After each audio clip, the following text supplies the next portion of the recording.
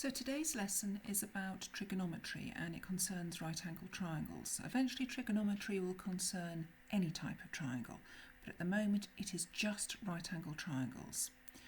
And the objectives of the next few lessons are to find unknown sides in right-angled triangles using a side and an angle, and to find unknown angles in right-angled triangles using two sides. This lesson will not get past objective 1 and it will only just reach objective 1. So let's have a little starter. You should be able to do these, determine the length of x. And you should be able to do that because this is just straightforward Pythagoras. You have two known sides and one unknown side. And in this case, the hypotenuse is x, so it's 3 squared plus 4 squared, and we do the maths. And this time you have the hypotenuse, you've got one of the shorter sides missing, and so you're going to do the hypotenuse take away the square of the shorter side, and that should get you y. So we use Pythagoras if all three sides of a right angle triangle were involved. So we'd have two knowns and one unknown. But what if we have two sides involved and an angle? So we either want to find a missing angle or we want to find a missing side. And this is where we use trig. And we are going to concentrate today on finding a missing side. Well, firstly, we're going to concentrate on deciding what trig is. So the first thing we have to do is, this is a nice right angle triangle. It's a 30-degree triangle.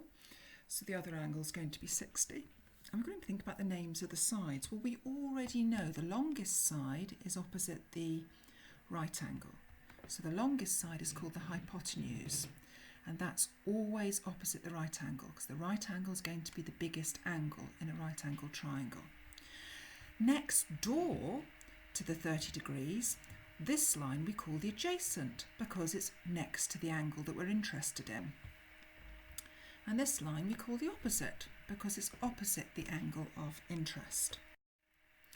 So let's have a quick fire naming session, see if we can name angles. So if we look at this triangle here, this angle we're dealing with is here.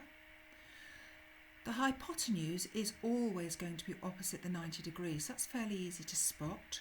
Y is opposite the angle we're talking about. So y goes there. And next door to my angle is z. So that's my adjacent. Here I've got the angle theta. That's a Greek letter that's often used for angles. And here the letter x is, as you can see, opposite the 90 degrees. So the letter x must be the hypotenuse. Here's my angle theta. And opposite theta is the side length 1.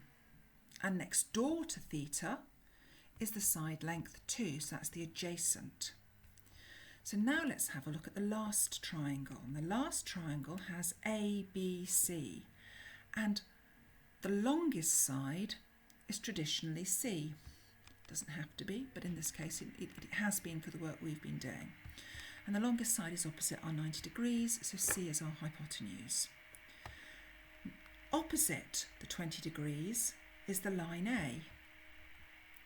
And next door to the 20 degrees, the adjacent, is the line B. So what I'm asking you to do next is to copy these triangles or download this page. The PDF is on Show My Homework, and name all the sides. And this will be part of what I want uploaded at the end. So this is your first exercise to do. Okay, let's look at a triangle here. Now, how many triangles have we got? Well, I can see 5 triangles, and I hope you can. Literally 1, 2, 3, 4, 5 triangles, all stacked on top of each other.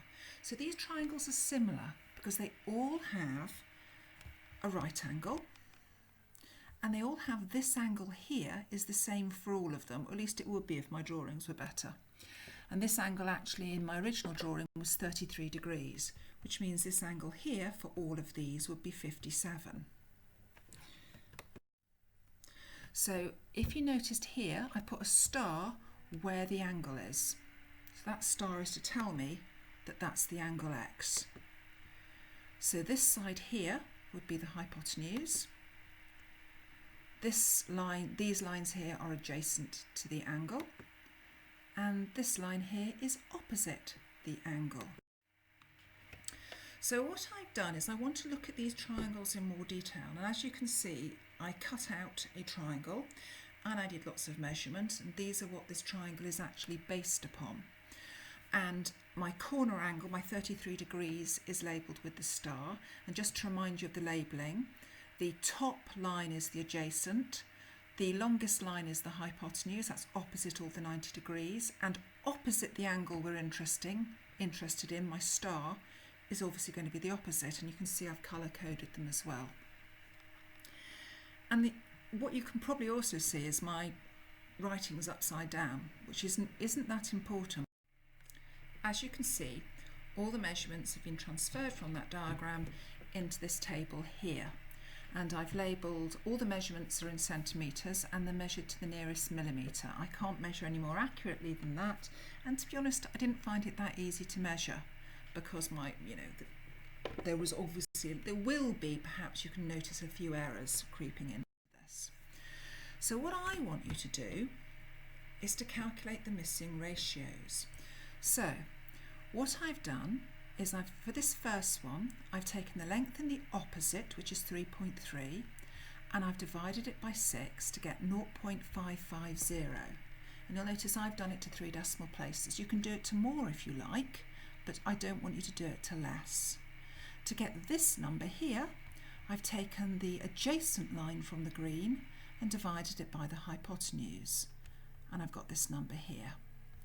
And this number, the 0.660, I've taken the opposite and I've divided it by the adjacent. And what I want you to do is to again download this sheet or copy this sheet, or even if you want to, put the whole sheet into a spreadsheet and put some formula in and get it to work it out for you. I would if I was you.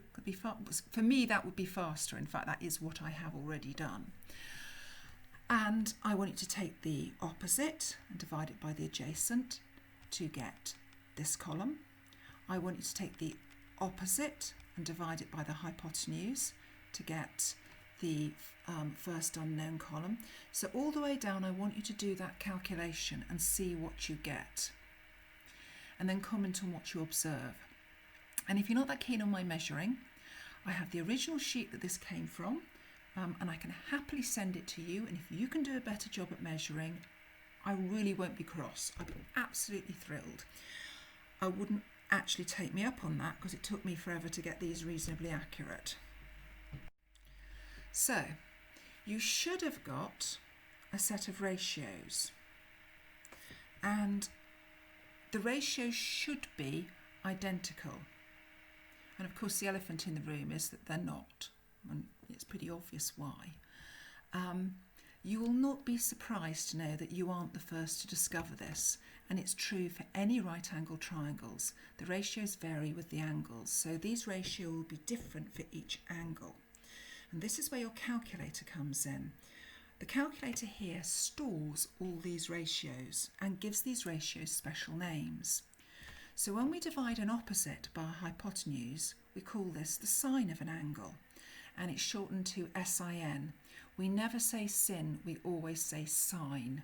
So even though it's written as sin, I would pronounce that as sine. And we've also got the adjacent divided by the hypotenuse, and I will call this the cosine of the angle, and I'll shorten this to cos. And my last ratio is the opposite divided by the adjacent, and this is called the tangent of the angle, or tan. So my sine is found on my calculator here. My cosine is found here, and my tangent button is found here. And all the things that have been calculated extremely accurately and stored in your calculator. And you do not know how lucky you are. I am just about the last generation to have had to actually do these calculations without a calculator, using what was called a book of sine tables. And you had to look up the actual angle in a table and work out, and it was horrendous. I could never use them. I'm far too short-sighted. So you have a calculator that will hold all the information for you. So we have named 3 ratios, and you have looked at a triangle that had an angle of 33 degrees. It doesn't matter whether I enlarge this triangle or shrink this triangle. It will always have the opposite and adjacent in the same ratio. It will always have the opposite and hypotenuse in the same ratio. It will always have the adjacent and the hypotenuse in the same ratio. So the ratios, the sine of x is the opposite divided by the hypotenuse. And notice I've gone for shorthand, and this is the standard shorthand that's used. The cosine is the adjacent divided by the hypotenuse, and the tangent is the opposite divided by the adjacent. And you have to learn these, and it is a bit of a pain. Quite a lot of people remember the word SOHCAHTOA, and I can't remember the polite version of SOHCAHTOA. If I was teaching you, I'd tell you the slightly ruder version, but I'm not going to commit that to a PowerPoint that's going on the internet. So you'll just have to wait till you get back to school to hear what I make the letters stand for. But they work like this. So, the SOH, sine is opposite and hypotenuse. Cosine, adjacent hypotenuse. TOA, tangent, is the opposite and adjacent. And we split it up like that. If you remember that and write it down, that will help you remember the little formulae above. So this is how we're going to use this. We're going to use this to find the value of missing sides when we've got an angle and another side. So the first thing we're going to do is to work out what are the names of the sides. Have we got the hypotenuse, the adjacent, or the opposite involved? So I look at them and I notice the 4 is the hypotenuse because it's opposite my 90 degrees, and my x is next door to my 40 degrees, so that must be the adjacent. So if you are going to just shorten it to H and A, just stick it in a circle, otherwise write hype and adj. Now I've got to work out, what am I going to calculate?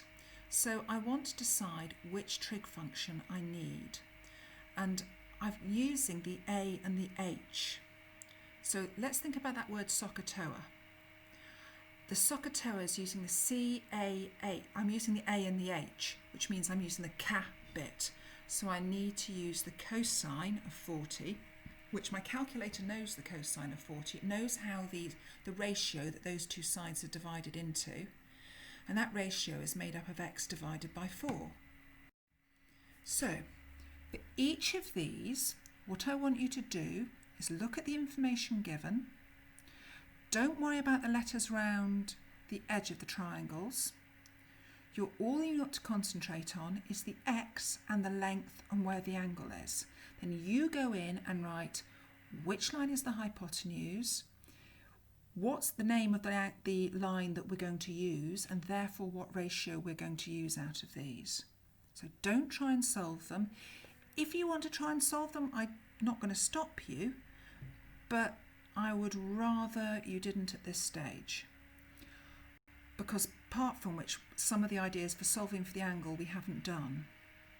So finding an unknown angle, it's not the same. Well, it's exactly the same idea of using SOHCAHTOA, but we haven't looked at how to use the inverse of the sine function. So if I want to find the value of x to 3 sig fig, I determine which sides are my hypotenuse and my adjacent. I work out what trig function I need, and I said it was my cosine. The angle always follows the sine, cos and tan. So this is exactly how you write it. Please ignore what it says in the green box and don't do that. It's cos 40 is x over 4.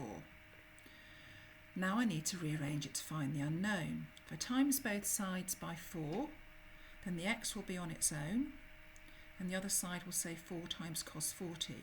I then go hunting for my calculator, stick that in my calculator, and that should give me 3.06. If it doesn't give you 3.06, check that the top of the calculator says D, not R. There are two types, or there's actually, on your calculator there are three different types of angles that are used. The angles that you use and that we use up to GCSE. Then there is a set of angles called radians, which you use at A level. And then there's some called gradians, which apparently engineers use, but I've never seen. I know how to use them, but they're really stupid. So let's have another example. Find the value of x to three significant figures. So what we need to do is label our sides, work out exactly what out of SOHCAHTOA we're going to use. Are we going to use sine, cos or tan? And then we set up an equation and we solve it. And this is where those of you who do not do workings are going to find this nigh on impossible to do, because this needs workings, and in an exam situation it would require you to do quite a bit of workings. So the sine of 20, because it's a sine we're using the opposite in the hypotenuse, is x over 7. Multiply both sides by 7, x is 2.39. Okay, so you can stop the video now if you want to have a go at this yourself. We've done the sine and the cos, so it's probably fairly obvious that this one's going to involve the tangent function. So we've got a triangle. Next door to the angle is the length of 5, so that's my adjacent. Opposite the angle is a length of y. So I'm going to find the tangent of 25. So the tangent of 25 my calculator knows, and I know that I've got y divided by 5. So if I multiply both sides by 5, I get my value of y on its own, and 5 times tan 25. Stick that into my calculator and I get 2.33. Now, when you come to do the next slide, which is a set of questions, I don't mind whether you draw out the triangles or not in your books. What I do mind is that you write 3 lines of working, and those 3 lines will be the 3 lines that are shown in the various examples here. You can put more lines in if you want. I'm not stopping you. I'm not stopping you putting little times 5, and I'm not stopping you saying I've done this, that and the other. But on the slide here is the minimum I expect to see. So I've given you 7 questions to have a go at, and I will provide answers to all of these in the next day or so. So off you go. Good luck.